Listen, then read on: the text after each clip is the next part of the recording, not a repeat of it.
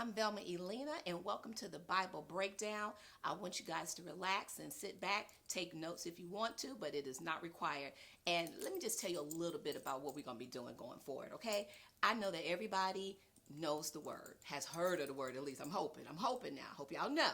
But I don't pop out Bibles. I don't beat you over the head with the Bible. But I want you to understand that the word does say, study to show yourself approved. So what I'm going to be giving you is just stories from the Bible, but it's up to you to go and study for yourself. Don't listen to me, not your pastor. Don't let that be your first and last word. But where we going to start today, you know what? I was thinking about this, and I had this conversation with somebody, and I was talking to them about Jesus right before he went to the Garden of Gethsemane. And you know what? Jesus was with his boys, right? He had James, John, and Peter. And James, John, and Peter, those his boys, like I said, and he asked them to do one thing. He asked them to do one thing, and that's to stay awake. I need y'all to stay awake while I go up here and pray. I'm going up here to talk to my daddy. I need y'all to stay right here. Jesus go, first thing they do, fall asleep. Now, I know that's my friends. I already know that would be my friends. Girls, look, I just need y'all to sit right here. I'll be back. They're going to be knocked out. And that's exactly what happened. Jesus come back, they knocked out.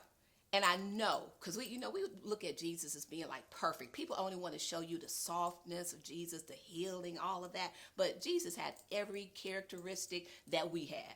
Every emotion that we had, he had, okay? So when he came back and they were knocked out asleep, that's basically what he told them. Y'all had one job. Y'all had one freaking job, and that was to stay awake. And so I know they was, trying to get themselves together. I'm up. I'm okay. All right, go. Okay. We good now. We good now. Jesus go away again. Come back. What? Sleep again. Still sleep. Couldn't get it right. But again, it shows us that even the friends of Jesus will fall down on you. If they fell down on Jesus. So your friends, your homeboys, your girls, sometimes we have to show grace. We have to show grace. And we have to realize that no matter what happens, I might be asleep, but I still got your back.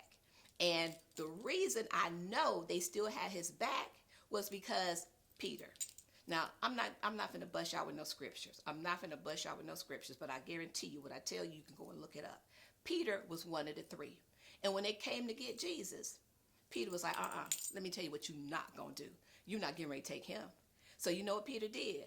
Peter pulled out that sword, boom, went for that ear, went straight for that ear, took it off, right off the soldier, took it dead off, okay? But Jesus, still being Jesus, like, hold up, wait, I ain't tell you to do that.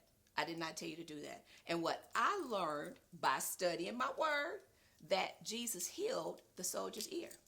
After the same Peter that was sleeping an hour ago, but when it came time to show up, he showed up. And that's what kind of friends you want. We always talking about, our boys, our girls, whatever. You know what? You want people that's going to stand beside you, even when you think they'll show up, like Peter. Peter may have fell off at one part, but Peter came right back in the right time. Now, again, Jesus didn't tell him to do that. Now he was doing something on his own. That's why Jesus put that ear back on. But still, Peter thought he was protecting Jesus in that moment. So, you know how we move and we just do things. And one of the things with Peter was known for just being like, just wow. He just did stuff without thinking. We all got those friends too. They holding us down, but sometimes they get us in more trouble than they do good because they move without thinking. So you have to be careful who's in your circle. Jesus chose them for a reason. He chose each of them for a reason. But again, one thing that I like, I'll tell you that, one thing I don't like, and hear it all the time, what would Jesus do? What would Jesus do? I think I've seen on everybody's shirt, somebody had it tattooed. I don't know why folks tattoo on their body, because if you can't remember it, you got to look down, you got a whole nother problem, but that's another video. We'll talk about that later. But what would Jesus do? It depends on the situation. It depends on the situation. Because when Jesus got angry, he flipped tables. When Jesus went into the synagogue and they in there got their pop-ups selling whatever, jewelry, ribs, purses, whatever they were selling, baby, Jesus flipped them tables. He flipped them tables. Jesus was pissed off. But see, folks don't want to talk about that part of it. But he was. You don't flip. Look, I have flipped tables. And I ain't never flipped a table when I wasn't ticked. Okay, so Jesus was ticked off when he flipped that table over. So, it depends on what's going on. What would Jesus do? Once again, with Jesus sitting there. Now, I thought this was a little funny right here, but y'all might not, depend on your own personal career, you might not think so. Jesus sitting at the well. Again, I'm not getting ready to give y'all all these scriptures. Get your Bible and study. Study for yourself, okay? Jesus sitting at the well. Woman come to the well, and Jesus asked her, where your husband? She said, I ain't got no husband. Jesus said, yes, you do. She said, I don't have no husband. First of all, you gonna lie, but still. She didn't have a husband. She had other folks' husbands. Jesus called her straight out. Called her straight out. But again, we only want to talk about that soft, sweet Jesus. Jesus didn't heal everybody. When he left town, it was still some folks that were blind, deaf, couldn't walk, and still dead. Yes, he did bring back Lazarus, but he didn't bring back everybody. All the dead folks went back up, walking around. I was blind when he got to town. You know what? I was blind when he left. So he didn't heal everybody. He healed those that he wanted to. He chose.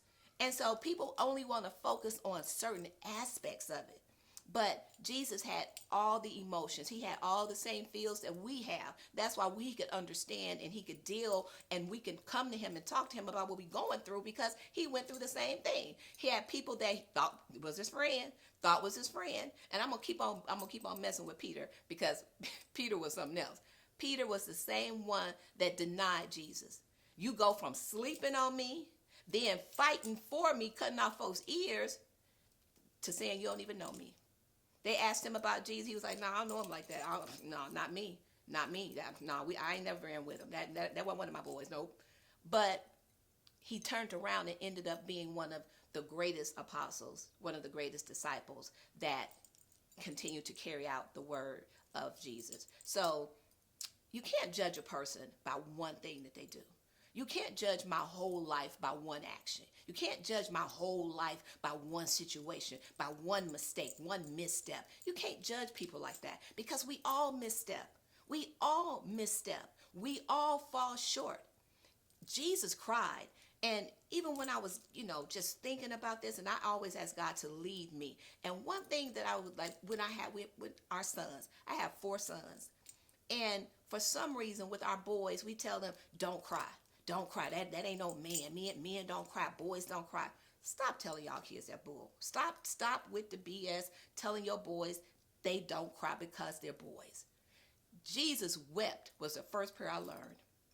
Lazarus, I talked about him a minute ago, so rewind if you missed it. But Lazarus died. And Jesus knew Lazarus was sick. He knew he was sick because they came and told him. His sisters went to him, he's sick.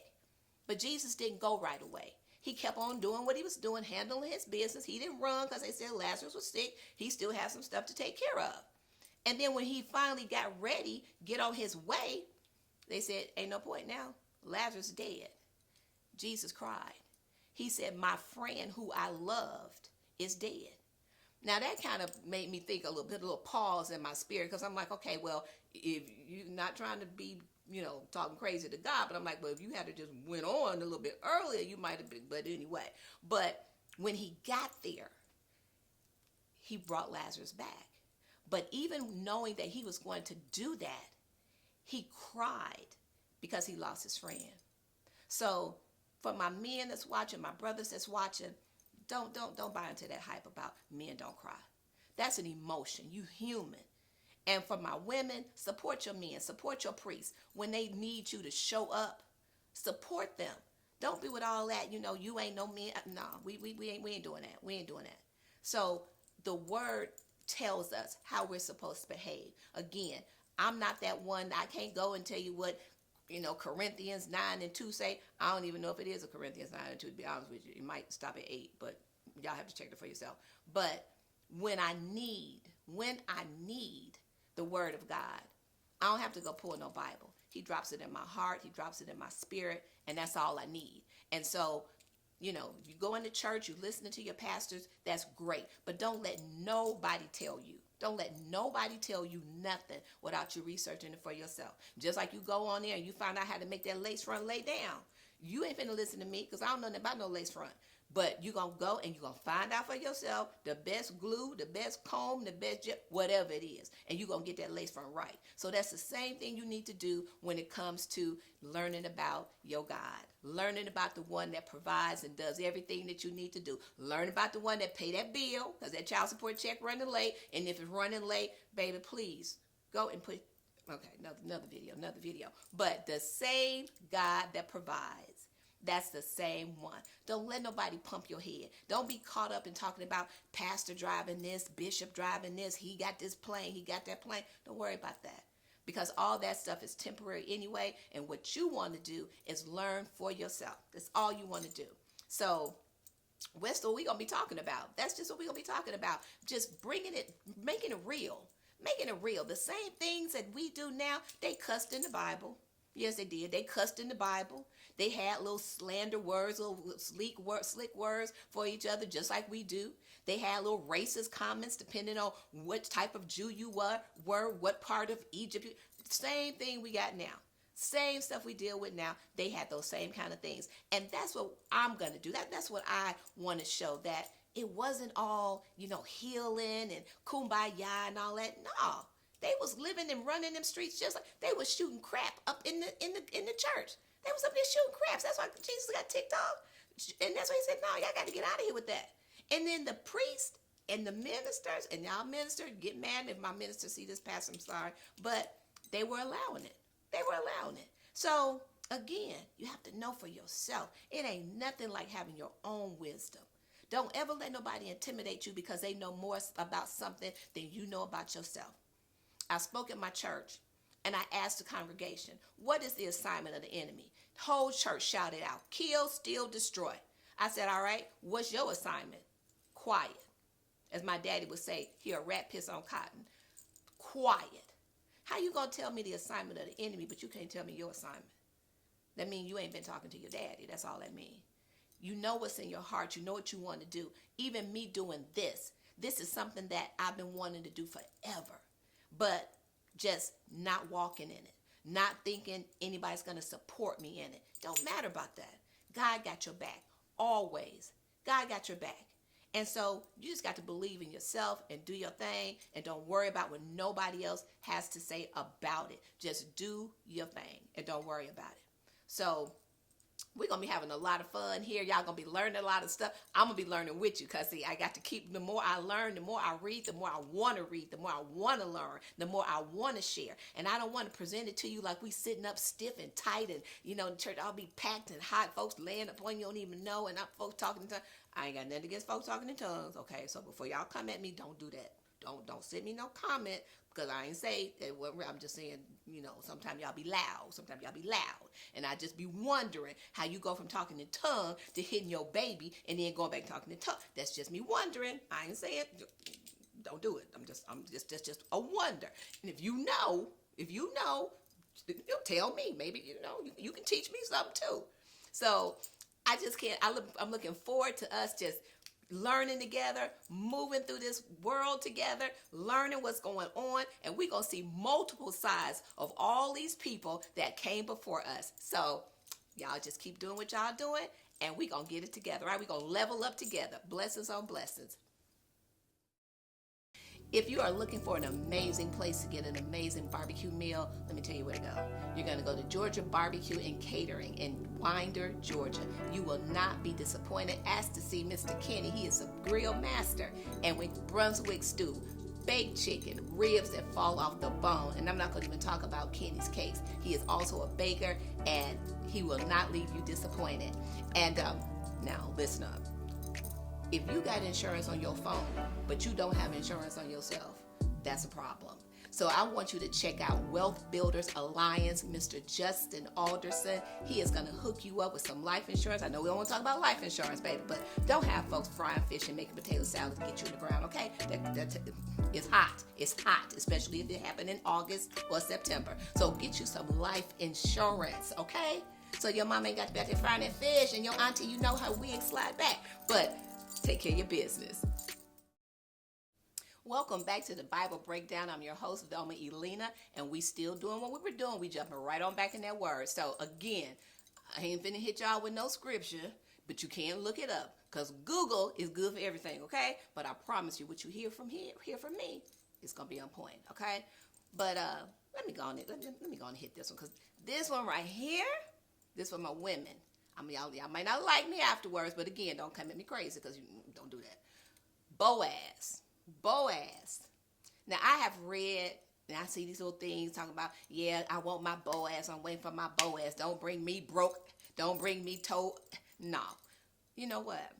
Again, study to show yourself approved. Okay, so I'm going to tell y'all the real story and the real deal about Boaz and Ruth. And Ruth was his wife, okay? First thing, when we hear women and we talk, women, I love my ladies. But I'm not a man basher. So I love my dudes too. I do. And the one thing that kind of be getting me riled up a little bit is when we get mad when a man says, what do you bring to the table? What you bring to the table? Well, we expect him to bring something to the table. You want me, we want him to bring the meat, the Kool-Aid, the ice, the Hawaiian rolls, but we don't feel like we need to bring anything to the table. And then we jump into the Boaz thing. Well, let me go and tell y'all the real on Boaz, okay? First of all, Ruth, my girl Ruth was working, okay? She was working. She was taking care of herself. She was taking care of her mother-in-law. Ruth was working in the fields. And Boaz saw her out there working in the field, went up to his little manager, supervisor. He was like, who is that over there?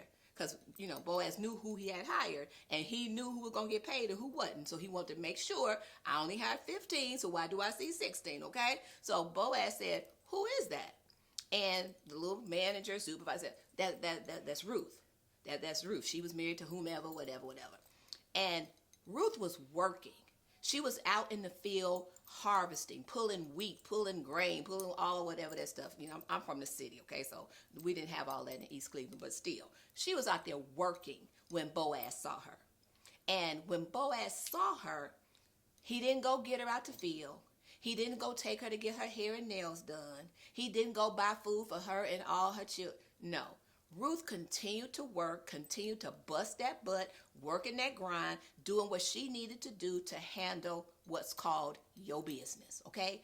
Handling her business for herself and her mother-in-law. Now, her husband was dead, so before y'all be getting it twisted, her husband had passed away, so it was just Ruth and her mother-in-law. But Ruth was handling her business.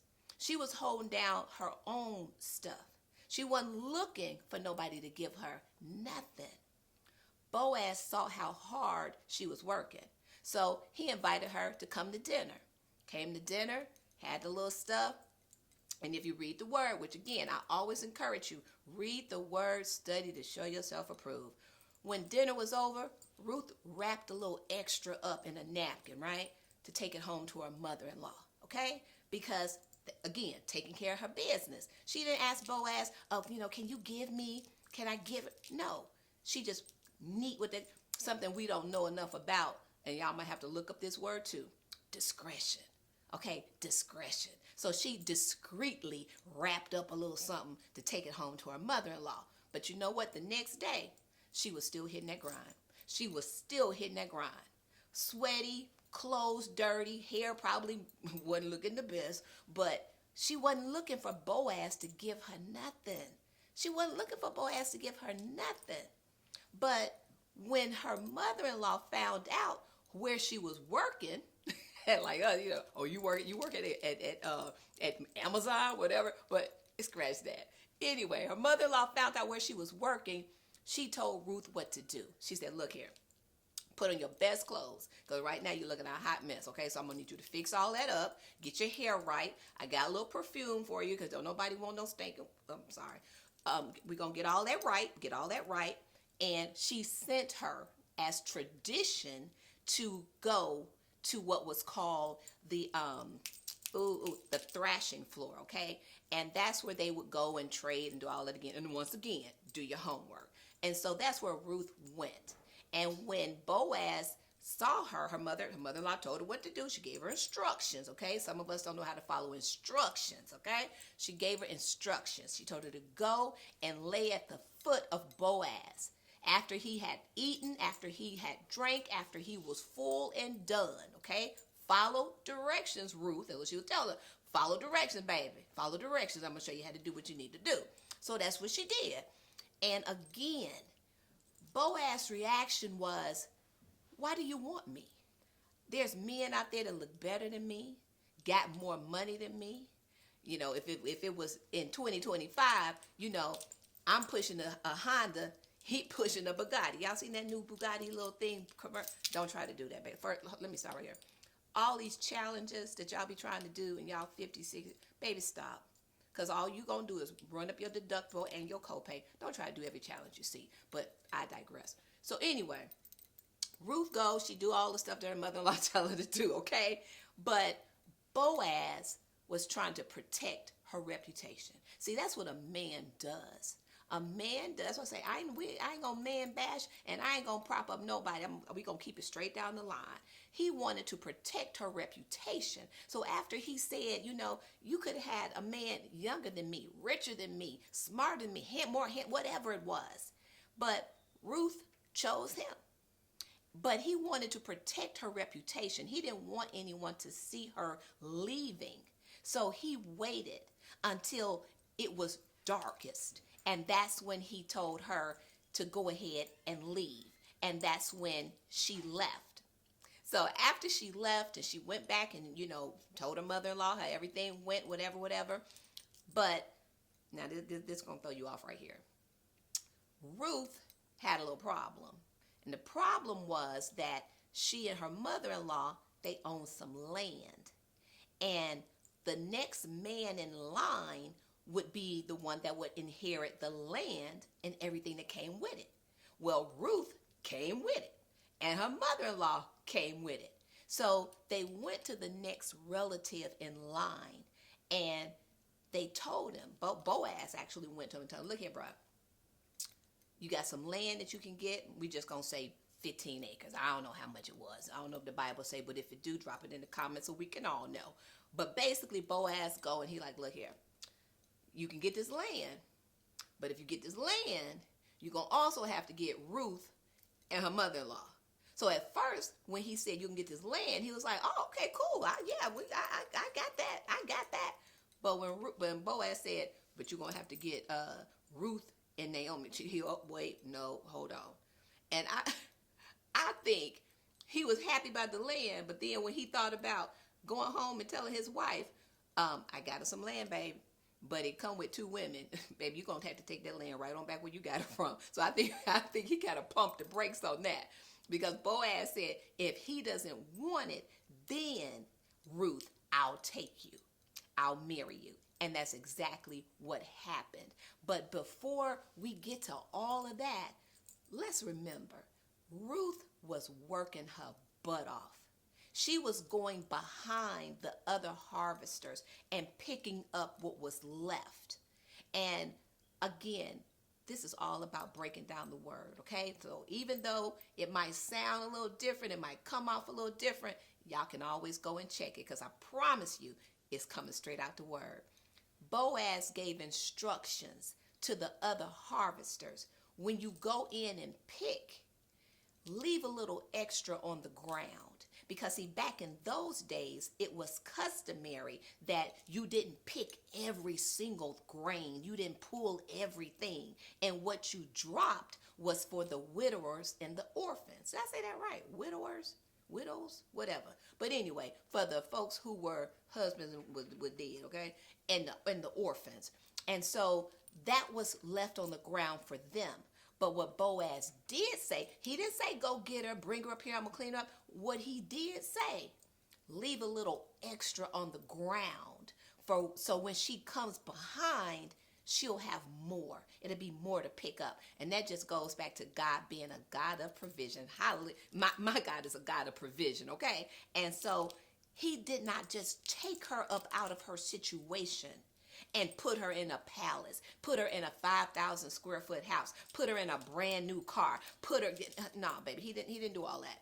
He just said, leave a little extra on the ground, but she was still working. Okay, she was still working and didn't feel no type of way about it. It never said that she went and said, well, I didn't put on my perfume, my best dress, wash my hair. I ain't washed my hair in 6 months. I'll wash my hair for old boy and I'm still out here in this field. No, she continued to work. Continued to work. So sometimes when we get into all this, men want to meet us. They want to take us out on a date. And the first date, we want to go to Chops. The first date, we want to go. We want him to run that American Express for $200. Baby, I'm going to tell you right now, for me, from woman to woman, baby, no. That's the what. Why somebody going to pay $200 to talk to you? Because basically that's what I'm paying for, just to talk to you. If talking to you costs $200, baby, you better be saying something real deep. I'm talking about deep, deep, okay? We could talk at the park. Take me get a Subway sandwich and let's go to the park, hang out and talk. If you want to get to know me, I don't have to be sitting in front of a $50 steak for you to get to know me. But see, sometimes we get ahead of ourselves. We get ahead of ourselves. And to my men that's listening, let me tell you what, brother. If you got to buy her time, that means somebody else can buy her time too. But again, different video. We're going to get back to Boaz and Ruth. It was after order had been followed. Boaz went to the next man in line. He said yes to the land, but when he realized it came with 2 women, he said, I'm not going to be able to do that.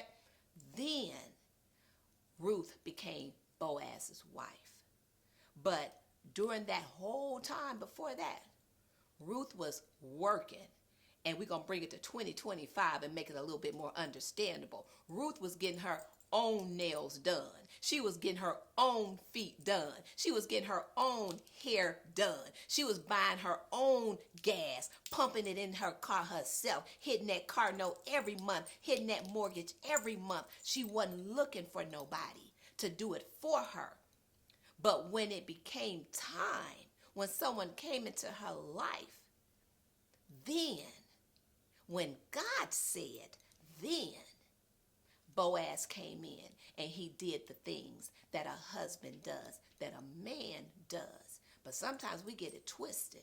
So while we all up about what he bring to the table, what you bring to the table, baby, at least know how to set the table. Know what side the fork go on. Know where the wine glass go. Know something, okay? What he bring to the table, what you bring to the table. What you bring to the table. Because in real, we supposed to be helpmates. The man is the priest, and we are the helpmates. But I want to thank y'all for tuning in. You know what?